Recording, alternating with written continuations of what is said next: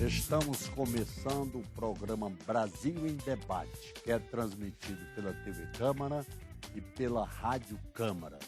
Especialistas que participaram do seminário sobre o novo Código Florestal, realizado na Câmara, reivindicam que a Casa desista da votação do projeto que cria o novo Código Florestal. Para o professor de Economia da Universidade de São Paulo, José Eli da Veiga, é inaceitável que um projeto com essa magnitude seja votado assim, sem que os deputados tenham sequer noção do que estão votando. Para debater o assunto, convidamos os deputados Ivan Valente, do PSOL de São Paulo, e Valdir Colato, do PMDB de Santa Catarina. Deputado Ivan Valente, como é que o senhor vê a advertência desse economista da Universidade de São Paulo? Eu acho que ele está correto. Eu acho que a discussão do Código Florestal, ela é uma discussão transcendental, ela é uma discussão importantíssima para o futuro do nosso país, né? Nós entendemos que o Brasil é uma potência agrícola e é uma potência ambiental, principalmente. Porque nós temos ainda a maior biodiversidade do planeta.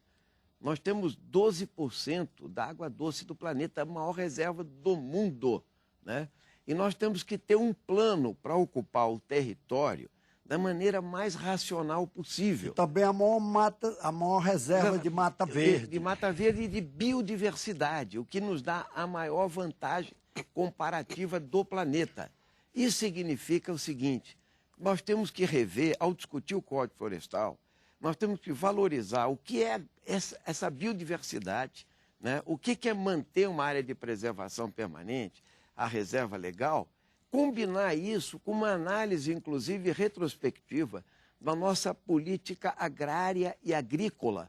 Porque nós temos no Brasil, por exemplo, 160 milhões de hectares de terra para pasto e 70 milhões de área plantada. E o Brasil... sem prejudicar o país como produtor agrícola. Sem prejudicar e também introduzindo, né, o elemento científico, a produtividade, mas sem deixar de indicar para o país e o mundo que nós não toleraremos a impunidade.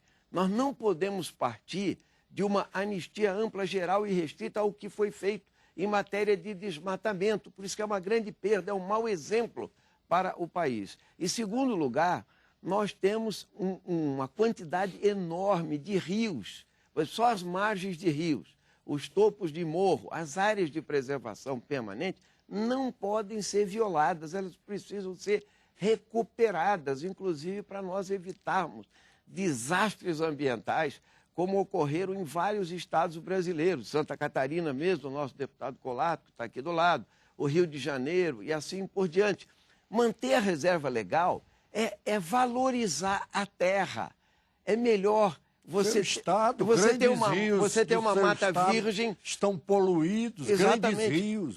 A polinização, que é feita pelos pássaros, pelos insetos e etc., às vezes é muito mais importante do que um roçado de cana que vai até a beira do rio, contamina o rio. Nós temos que discutir tudo isso e levar em consideração que nós não podemos considerar área consolidada aquilo que foi desmatado. Nós temos que ter um plano de recuperação, não só a partir da punição, pagando por serviços ambientais, mas revolucionando essa questão, colocando o Brasil no topo das respostas mundiais ao meio ambiente e a um desenvolvimento agrícola sustentável.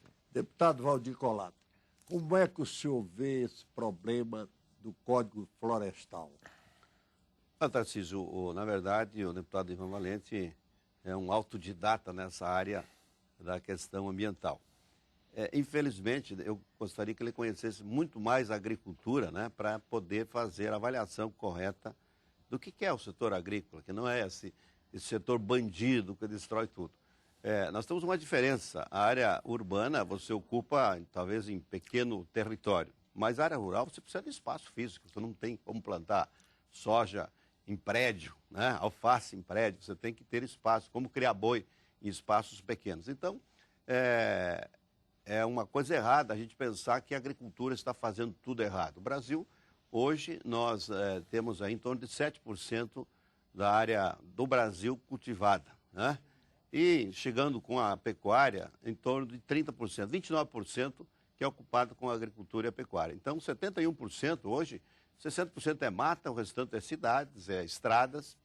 Então nós temos uma área pequena para trabalhar com a agricultura. Nós poderíamos ter mais 400 milhões de hectares disponíveis de terras agricultáveis que o mundo inteiro não tem. A China, por exemplo, não tem mais 1 metro de área agricultável. E tem 1 bilhão e 300 milhões de habitantes e que precisam de terra. Não é por acaso que os chineses estão vindo ao Brasil, à África, para buscar terras para produzir alimentos para os seus povos.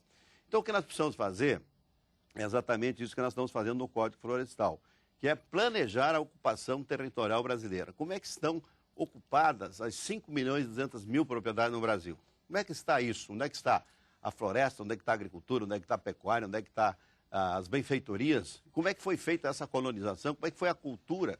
O mundo inteiro se instalou aonde? A civilização do mundo se instalou perto da água. Qualquer país do mundo, você vai ver, as grandes capitais do mundo, Roma, né, Paris, Londres, estão, né, ao lado do rio.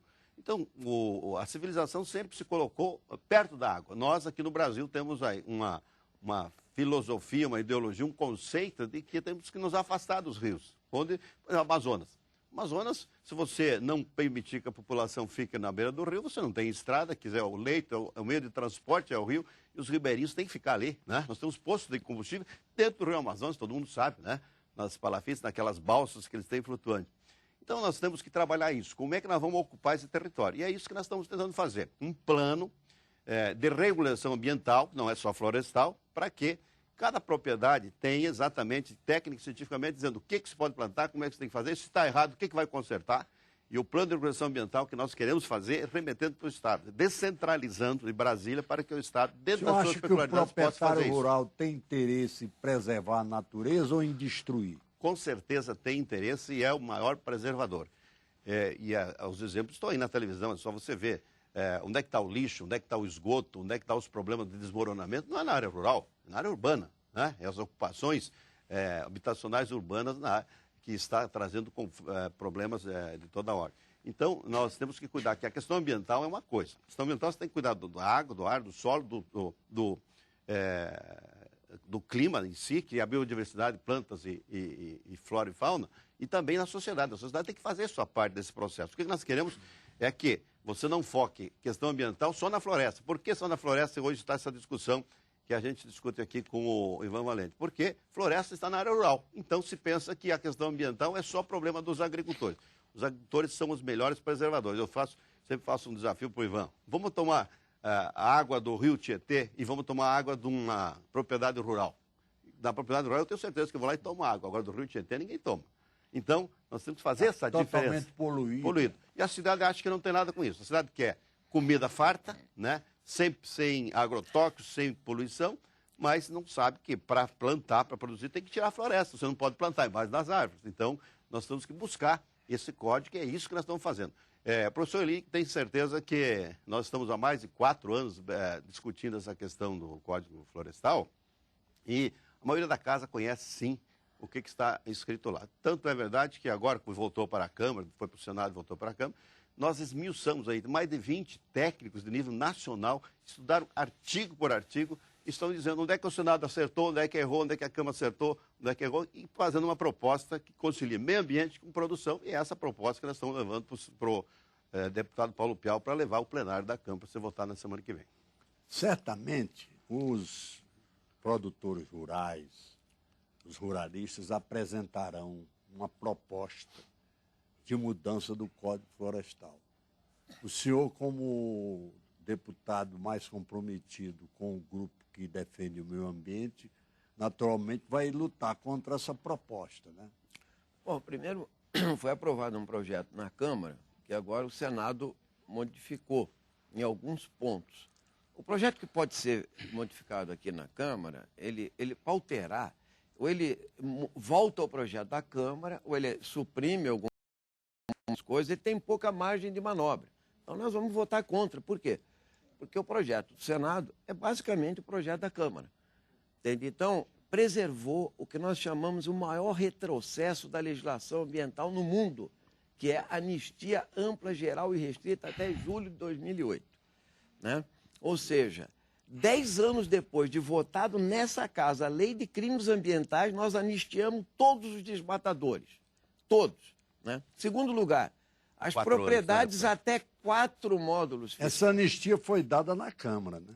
Não, isso claro, no projeto foi da Câmara está embutido, está embutido no projeto da Câmara. Do presidente da República. Entende? Que nós copiamos no projeto da Câmara. Foi o projeto do presidente Lula. Presidente Lula. Que criou essa questão do cadastro ambiental rural.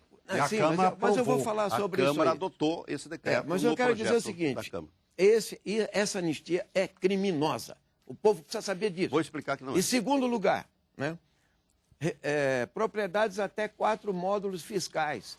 Em vez de você definir o que é a pequena propriedade, que é o cidadão que vive ali da cultura dele, uma pequena propriedade, é 80% da sua renda vem ali, se define pequena propriedade por módulo. Lá na Amazônia pode ser até 440 hectares de terra, é considerado, entendeu? Pequena propriedade. Então, isso quer dizer o seguinte, 90% das propriedades brasileiras, mais até, não precisam recuperar nada.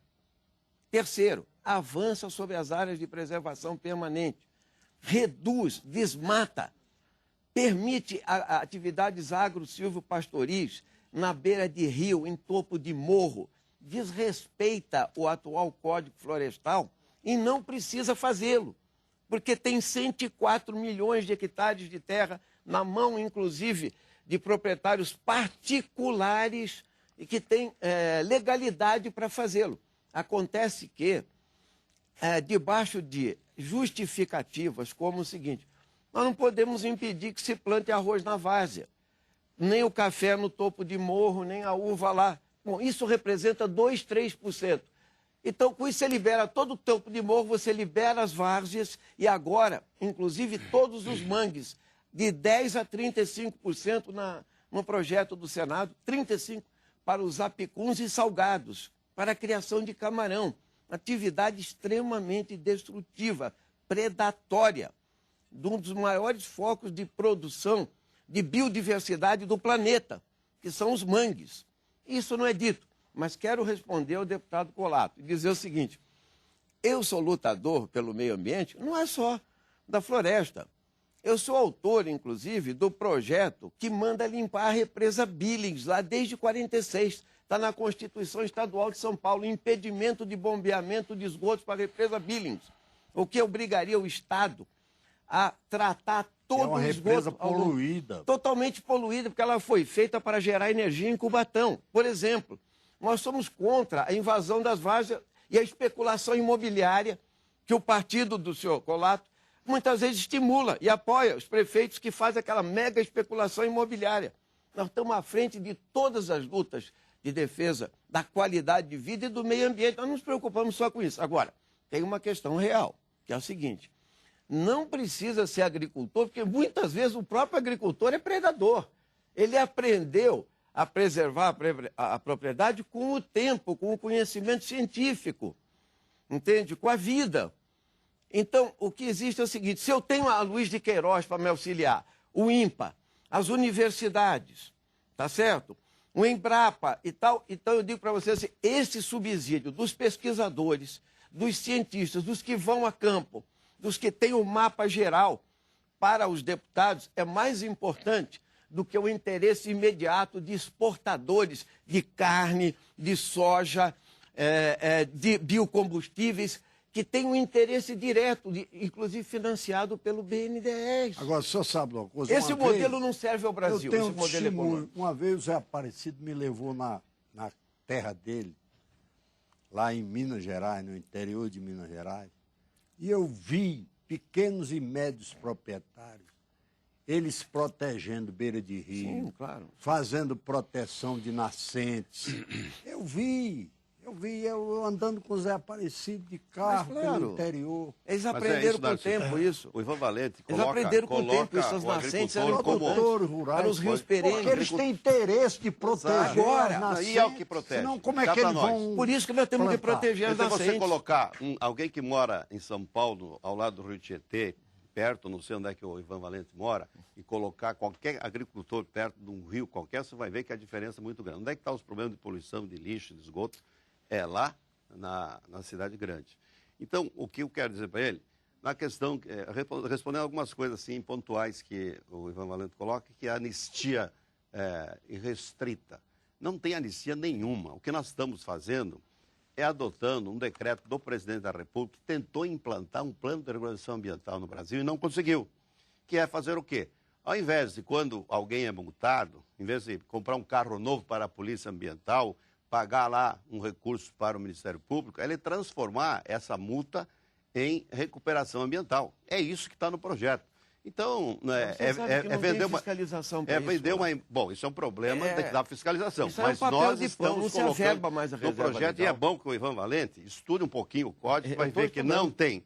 Anistia geral e restrita. Posso falar? Você já falou bastante.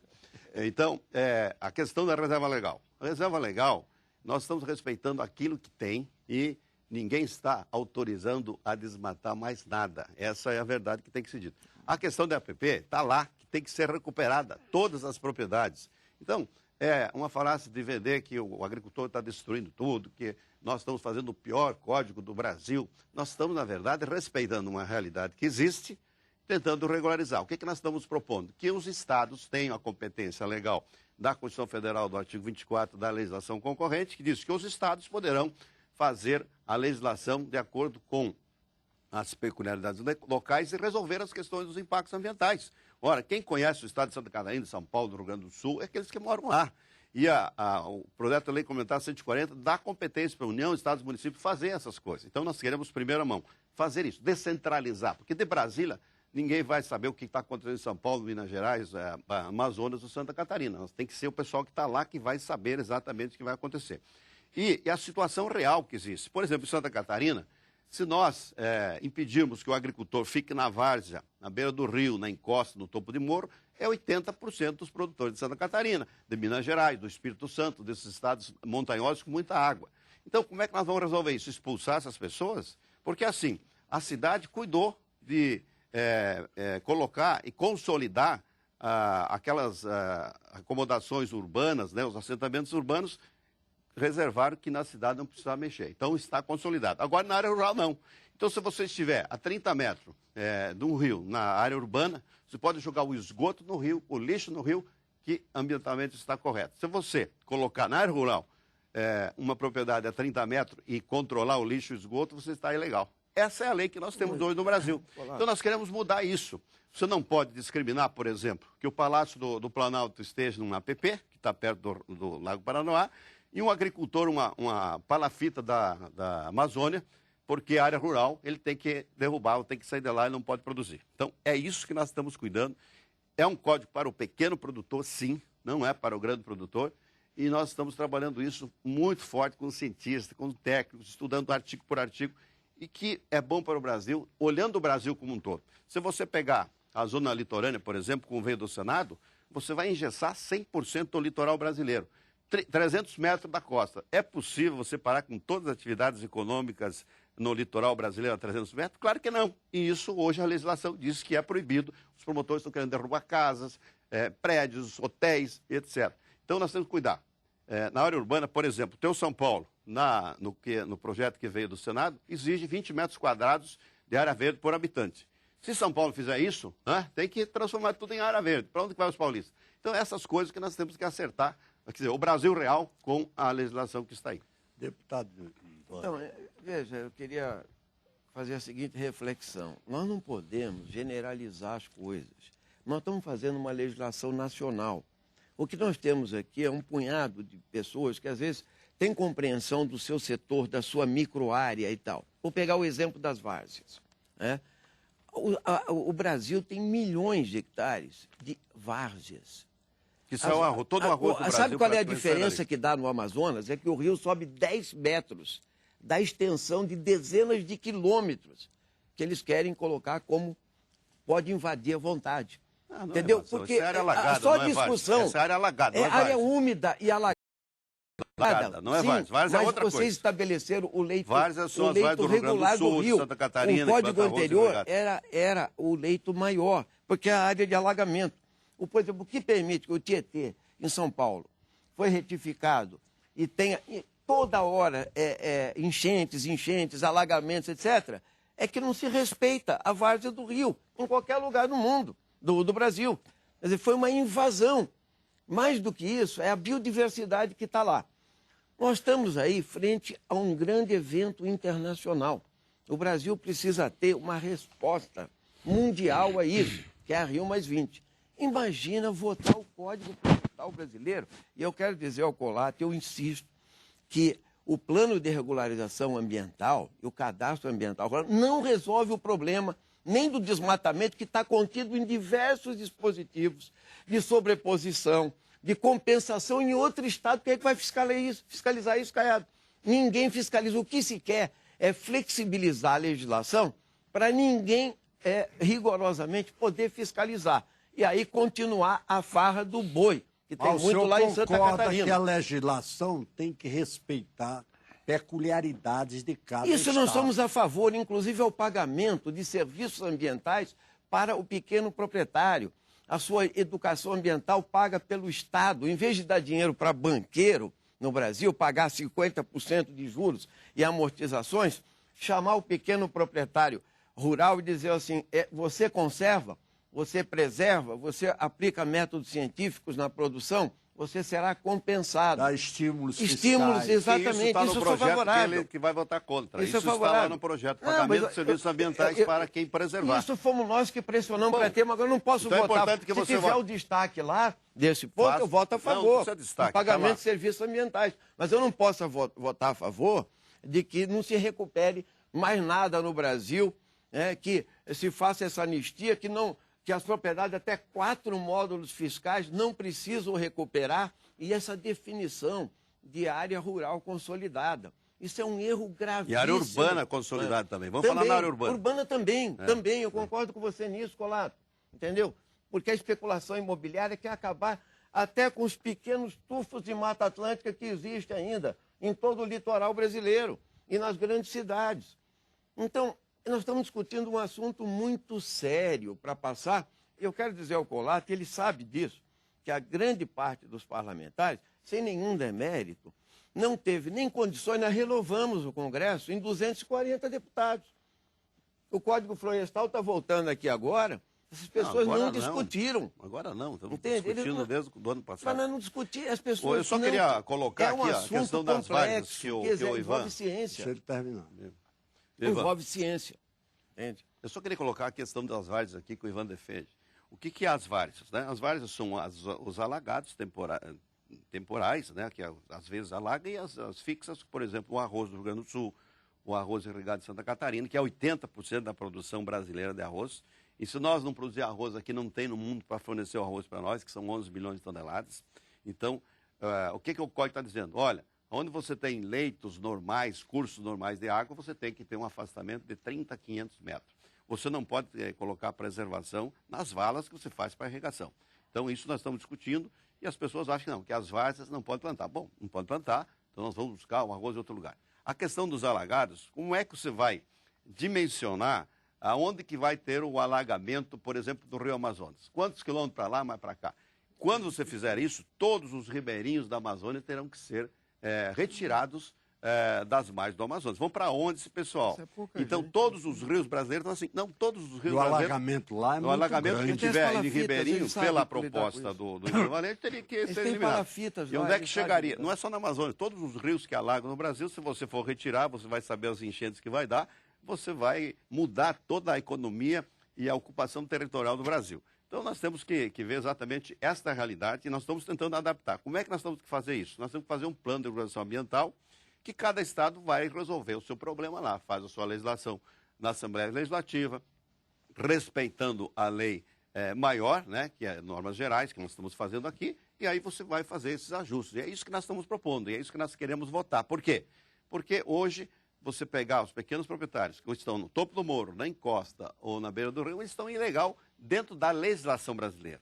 E eu tenho certeza que nós temos agora o Rio+20, vamos levar essa proposta do Código Florestal Brasileiro para o mundo. E eu queria que o Ivan Valente nos ajudasse, para que o mundo adote esse nosso projeto do Código Florestal. Se é bom para nós, tem que ser bom para eles também. Nós vamos levar essa proposta. E eu tenho certeza que o mundo não vai fazer tudo que nós estamos fazendo, que é preservar 60% da reserva florestal nativa no Brasil. A Europa tem 0,3%. Então, essas coisas que nós temos que discutir e ver o Brasil real e o Brasil que a Câmara dos Deputados aqui às vezes não conhece e quer implantar através de uma lei aqui de Brasília, sem conhecer a realidade. Nosso tempo está esgotado. O senhor quer dizer alguma coisa, deputado Ivan Eu só queria Valente? em um minuto só dizer o seguinte: como o Congresso já discutiu na Câmara e no Senado, a presidente da República, que prometeu em campanha que ela não permitiria novos desmatamentos e um retrocesso na legislação ambiental, que ela cumpra a sua promessa de campanha e vete os principais dispositivos do Código que são contra a legislação ambiental, a Constituição brasileira e a preservação das gerações futuras no nosso país. É uma cobrança que nós estamos fazendo em público à presidência da República. Eu quero aqui agradecer a presença dos deputados Ivan Valente, do PSOL de São Paulo, e Valdir Colato, do PMDB de Santa Catarina. Muito obrigado pela audiência e até o próximo Brasil em Debate.